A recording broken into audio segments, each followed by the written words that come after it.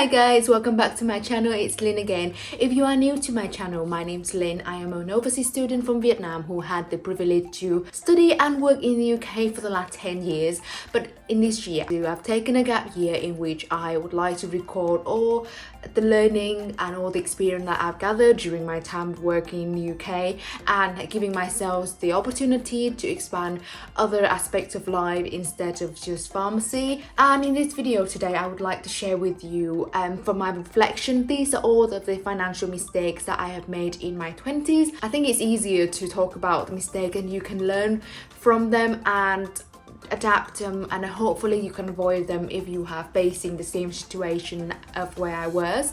And I think we should learn from them and use them as a guide, and just whatever you do to avoid them so that you can secure a better future. Or if you are like me, trying to pursue the financial freedom life, when in our 20s we are at our accumulation phase of accumulating our wealth. So if we can make the changes now, you can be better off so much more in the future. And again, you know, in your 20s, the chances are you're still in your single life and you're probably starting on a new job at a minimum income, and you're trying to work hard to get into that promotion, to get specialized into different skills and accumulate, increasing your salary as much as possible, and trying to save up for your first house, or you save up or starting your dating life, you know, all that luxurious date nights that we had. Recap on them. Should you be spending all of that money or should you be saving up? You're missing out because if you don't think about them, you not strategically plan them out, you'll be missing out a lot of time, a chunk of time, if important time that could lay a strong foundation for you in your 30s and 40s. Okay, so mistake number one that I made in my early 20s is that I did not keep track of my spending. I would just, you know, having my card. Sometimes it was a mixture of cash and card. There was so much, and I had several debit cards and credit card as well. So it was quite time consuming to actually sit down and write down like everything that I've spent. There was no record of them. I tend to think about them at the end of the month when we get paid, and there was too much transactions already done and it takes too long. And again, I was like, who would sit down and think about budgeting or planning while you have other things that are more fun to do? Because I've started realizing that if you can budget, if you can track all your expenses, you will be able to calculate, you can have a figure of how much you need in order to survive, to meet the basic need, to pay all the bills, and you can budget it better and you can plan ahead much better. As the second mistake is that I gave myself the option to have a credit card.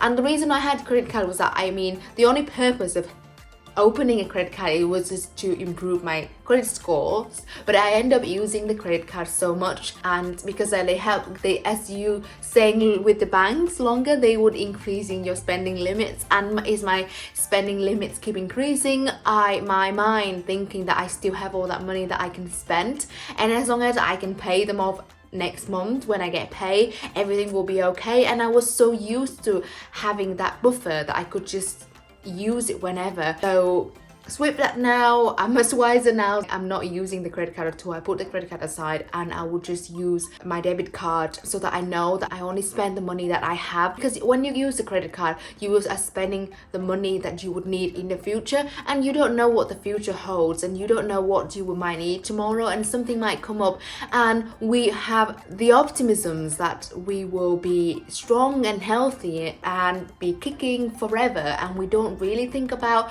that circumstances might change, and you might have a other commitment that you need to worry about, that you know might not be able to do the job that you needed to do, and it will put you at a really disadvantage, because the moment that you can't pay the credit card next month, then you would have to pay for interest, and the interest is ridiculously like mine was 29%. So the other trick that the credit card has is that they let me pay my minimum payment, and again it's only a small amount into the debt that I had to pay, and that debt keeps snowballing, and I would just end up digging a bigger hole for myself. The other mistake that I made was that I would just solely rely on one single income. I didn't think about diversifying all the other skills that I can do.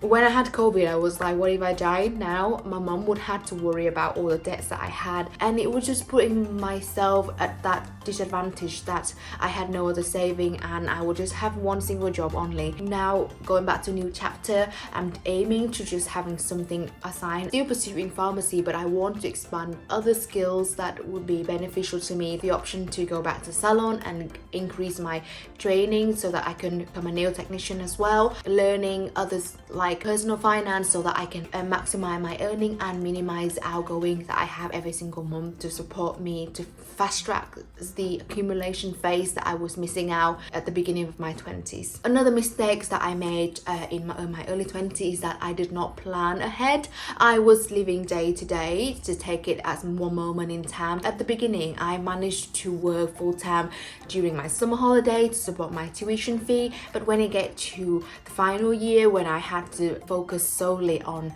pharmacy, I could not work. We end up having to borrow extra to pay for my tuition fee and all the visa insurance that I have to pay for. It actually add up, and if I would have known about it, I would have planned it out better, knowing that my visa expiring soon, that I need to put some money aside, that I should not be using my credit card and put myself at worse situation. The second column for the mistake that I made in my early 20s was the spending habit that I have. I was living a lavish lifestyle thinking that I've earned all this and I've worked hard for it, and I should treat myself and I should buy a new outfit every time I go out. I should eat out whenever I see Tristan. We should date, going to a fancy restaurant. We even have a bucket list that we should try to eat out every single weekend so that we can try all the restaurants available in our city. Like, I know there's little thing like that. Even though I could cook, Tristan can cook, and we can just buy it and just eat at home and saving all that silly expenses. And I think during lockdown that's the time that we're realizing that actually we can still have fun, we can still enjoy our food if we cooking at home. We don't always have to go out, and we would be better off saving that money to invest into something else much better, or to save up for a bigger goal like a go on holiday, saving for our wedding, or that big and bulky thing that's requiring a large chunk of money, but it only takes one cut down. So sometimes you just have to think that you cannot have everything. You have to make a certain sacrifice in life to save for bigger goals. The second habit was that all of the I was going out quite often. I wanted to fit in, and it was like a common to join with the culture to go out with your friends at the weekend. I don't think it was such a common things at home for us to go out. I think maybe it's just like going out is just going to a coffee shop, a restaurant. It's not like a proper night out like here when you have to pay for outfit, taxi and all the drinks when you go to all the clubs, and it all adds up. On average, every single night out could easily cost over £100, and we was going out quite often in our early 20s because I wanted to act cool. Now I look in it back and I thought I should have not done it, but then again I did enjoy it. I'm not saying that we should cut it out altogether again, but I'm thinking that the frequency could be reduced a little bit. I could have saved so much more if I did that. And the last column in terms of the mistakes that I made in my early 20s was investing. Neither have any money aside to invest, nor knowing about the concept of investing. I mean, growing up in a working class family, my mom was just money. The only investment that she had, that she was thinking of, was that she wanted to invest into my education, into my future. She never know anything about investing in the stock markets, because she thinks that it's just for very rich people who had a lot of money or who had their own companies so that they can learn to invest.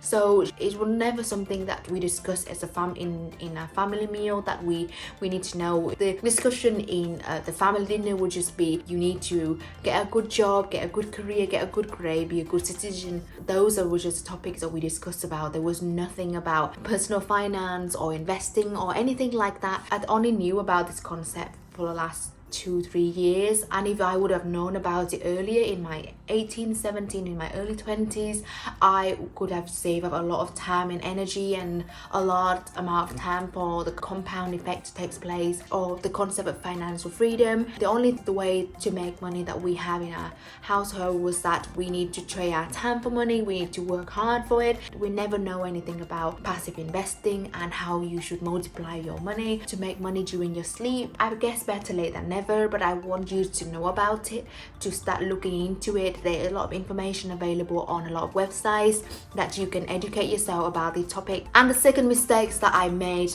in terms of investing is investing in myself, investing into my physical and emotional well-being. I was just a working machine. I was just working day and night. I don't even have a proper skincare routine or allow my body to rest. It was common for me to work 2 weeks in a row without break, and I was exhausting my body to the bones. Okay, that was all from me today, and that was all the mistakes that I made in my early 20s. I'm hoping that it is not too late to make a change into those mistakes so that I can fulfill a better financial future for our 30, and maybe when down the line when we start a family, we can have a strong, stable foundation to support whatever goals that we decided to set for ourselves. And I hope you find it useful. I hope you can learn from the mistakes that I made. And if you have learned just even one lesson from my mistakes, please let me know in the comment below. Please let me know if you've gone through the same journey. Thank you very much for listening. I look forward to see you again in the next video. Take care. Goodbye.